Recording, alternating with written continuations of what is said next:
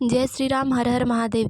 इस वीडियो में हम बात करेंगे कि श्री जगन्नाथ जी रथ यात्रा से पहले 15 दिन तक बीमार क्यों हो जाते हैं। ये प्रक्रिया पुरानी परंपरा अनुसार हर साल क्यों होती है। भगवान जगन्नाथ जी की यात्रा निकलने से पूर्व 15 दिन तक जगन्नाथ जी, बलभद्र भैया और देवी सुभद्रा तीनों लोग बीमार कैसे पड़ जाते हैं। साथ ही 15 दिनों तक मंदिर में भक्तों के प्रवेश बंद कर दिए जाते हैं।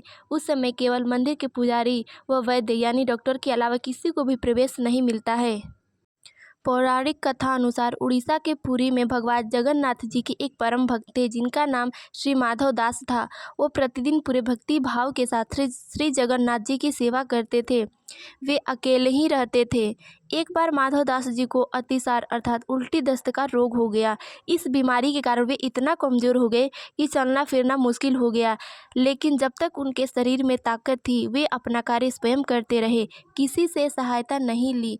माधव दास का रोग जब और गंभीर होता गया तो वे उठने बैठने में भी असमर्थ हो गए। तब जगन्नाथ जी स्वयं एक सेवक के रूप में उनके घर आए तथा उनकी सेवा करने लगे। जब माधव दास जी को होश आया तब वे भगवान जगन्नाथ जी को पहचान गए और बोले, हे प्रभु, आप तो त्रिभुवन के स्वामी हैं, आपसे कुछ भी असंभव नहीं। आप चाहते तो मेरा ये रोग क्षण भर में दूर कर सकते थे।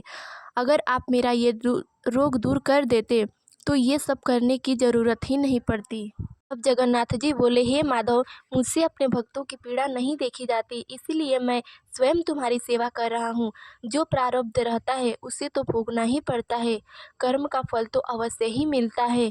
लेकिन अब मैं तुम्हारा कर्मानुसार 15 दिन तक का और जो रोग बचा है उसे मैं स्वयं ले रहा हूँ। भगवान श्री जगन्नाथ जी अपने भक्त से बोले, हे माधव, अगर मैं तुम्हारा रोग हरण कर लेता हूँ तो ये जो तुम्हारा कर्म है वो तुम पर बाकी ही रह जाएगा और इस कर्म को पूरा करने के लिए स्वयं तुम्हें फिर से मनुष्य रूप में अवतार जन्म लेना पड़ेगा।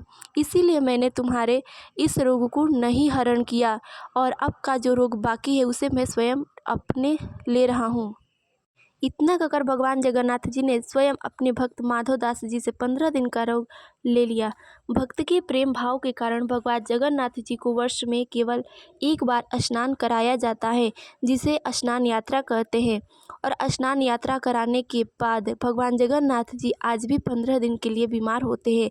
इसी बीच मंदिर के पुजारी उनकी विशेष प्रकार से सेवा करते हैं तथा हर रोज वैद्य भी आते हैं जिससे वे शीघ्र ही ठीक हो।